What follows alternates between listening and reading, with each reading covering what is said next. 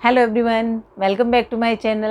मैं डॉक्टर रंजना गुप्ता आज BSc first year की सीरीज़ में जो टॉपिक कंटिन्यू कर रही हूँ that is general characters of platyhelminthes. Platyhelminthes means flatworms. तो ये जो है ट्रिप्लोब्लास्टिक ऑर्गेनिज्म होते हैं जिनके बारे में आज हम डिटेल में डिस्कस करेंगे।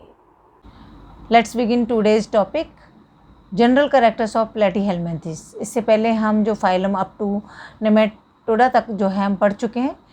अब मैं जो प्लैटीहेलमिन्थेस है उसके से आगे फिर कंटिन्यू कर रही हूँ। तो जनरल कैरेक्टर्स हम देखें तो फ्री लिविंग, कॉमन्सल और पैरासिटिक। ये जो ऑर्गेनिज्म होते हैं वो फ्री लिविंग भी होते हैं, मतलब हमें स्वतंत्र जीवी भी मिलते हैं, और कुछ ऐसे हैं जो सहजीवी के रूप में रहते हैं, और कुछ ऐसे हैं जो कि पैरासाइट मतलब परजीवी के रूप में भी हमें देखने को मिलते हैं। यहाँ पर मैंने दो डायग्राम बना रखे हैं, एक है प्लेनेरिया और दूसरा है फैसियोला, या हम जिसे लिवर फ्लूक कहते हैं। इसको प्लेनेरिया को हम कॉमनली डुगेशिया भी कहते हैं और लिवर फ्लूक को हम यकृतकृमि हिंदी में बोलते हैं। तो जिसमें जो डुगेशिया है या प्लेनेरिया है वो हमें जो मिलता है वो फ्री लिविंग है, जबकि हम बात करें लिवर फ्लूक की तो वो जो है वो एंडोपैरासाइट है। मीन्स पैरासाइट का में ही दो तरह के पैरासाइट हम जनरली जानते हैं, एक्टोपैरासाइट और एंडोपैरासाइट। मीन्स अंतःपरजीवी और बाह्य परजीवी। तो ये जो है वो अंतःपरजीवी है। उसके बाद tissue organ grade of organisation. Grade of organisation की हम बात करें मीन्स संगठन का स्तर। यहाँ पर जो है वो टिश्यू ऑर्गन ग्रेड, मतलब यहाँ ऑर्गन्स का भी डेवलपमेंट हो गया। पहले सेल से टिश्यूज़ फॉर्म हो गए और टिश्यूज़ से अब ऑर्गन का भी फॉर्मेशन यहाँ पर हमें दिखाई देने लगा। इसके बाद ट्रिप्लोब्लास्टिक, त्रिस्तरीय है। मीन्स ट्रिप्लोब्लास्टिक के अंदर हम देखते हैं जो 3 लेयर्स होती हैं, एक्टो, मीज़ो और एंडो। वो तीनों लेयर ही इसके अंदर जो है वो डेवलप हो चुकी हैं। उसके बाद सिमिट्री की बात करें तो these are bilaterally symmetrical. Bilaterally symmetrical मैं वैसे पहले डिस्कस कर चुकी हूँ, जिसमें मैंने सिमिट्री वाला जो वीडियो अपलोड किया है उसके अंदर, लेकिन फिर भी मैं आपकी जानकारी के लिए बता दूँ। बायलेटरिकल सिमिट्रिकल ऑर्गेनिज्म जो होते हैं कि जिनको लॉन्गिट्यूडनली हम डिवाइड करें 2 पार्ट में तो वो इक्वल हाफ में, लेफ्ट एंड राइट दो इक्वली हाफ में डिवाइड हो जाए। तो यहाँ पर जो दोनों ऑर्गेनिज्म हैं वो दोनों ही आप देख सकते हैं बायलेटरली सिमिट्रिकल हैं, जिसे हिंदी में हम कहते हैं द्विपार्श्व सममिति। उसके बाद dorso ventrally flattened with ventral mouth and gonopore. इनकी बॉडी जो है डॉर्सो वेंट्रली फ्लैटेंड, मतलब जैसे सपोज ये एक स्ट्रक्चर है जिसमें ये डॉर्सल सरफेस और ये वेंट्रल सरफेस है। यदि ये बॉडी इस तरह से कंप्रेस्ड हो जाएगी तो हम इसे कहेंगे डॉर्सो वेंट्रली फ्लैटेंड। मीन्स अभी जब ये इस तरह से थी तो ये मैंने आपको बताया ये डॉर्सल सरफेस, ये वेंट्रल सरफेस, लेकिन अब जो बॉडी इस तरह से कंप्रेस्ड हो गई, मीन्स दबी हुई है, बिल्कुल चपटी हो गई, फ्लैटेंड, तो ये क्या हो गया, डॉर्सो वेंट्रली फ्लैटेंड बॉडी है। तो यहाँ पर जो बॉडी है वो डॉर्सो वेंट्रली फ्लैटेंड होती है। लिवर फ्लूक तो बिल्कुल लीफ लाइक दिखाई देता है, जैसे लीफ बिल्कुल पतली होती है, चपटी होती है, इसी तरह with ventral mouth and gonopore. इनके अंदर जो माउथ और गोनोपोर की प्रेजेंस है जनरली वो वेंट्रल सरफेस पे होती है।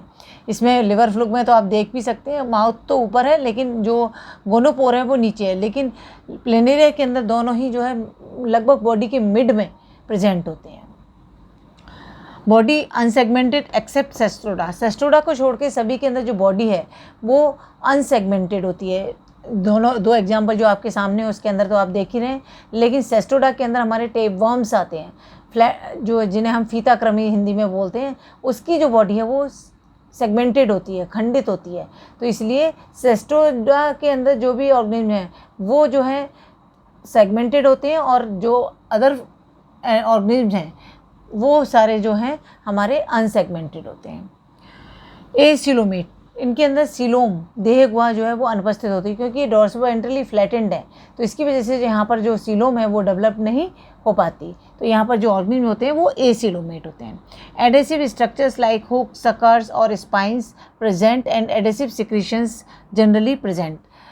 मोस्टली जो हम बात कर रहे हैं यहाँ स्ट्रक्चर्स लाइक हुक है, सकर्स हैं, स्पाइंस हैं, ये जो प्रेजेंट होते हैं वो जनरली जो पैरासाइट फॉर्म होती हैं, पैरासिटिक फॉर्म्स होती हैं, उनके अंदर प्रेजेंट होते हैं, क्योंकि उनको बॉडी जनरली एंडोपैरासाइट है, अंतःपरजीवी हैं, तो बॉडी से अपने आप को अटैच करने के लिए इनको जो है इस तरह के स्ट्रक्चर्स की रिक्वायरमेंट होती है, और साथ ही साथ उसके लिए ये एडहेसिव सिक्रीशन, चिपचिपे पदार्थ भी जो है वो सिक्रीट करते हैं, जिससे ये आसानी से जो होस्ट है उसकी बॉडी पर अपने आप को एडहियर कर पाएँ, चिपक और अपने आप को आसानी से चिपका सकें। Digestive system branched and incomplete, इसके अंदर जो डाइजेस्टिव सिस्टम है, पाचन तंत्र जो है वो इनकम्प्लीट होता है, मीन्स पूर्ण नहीं होता।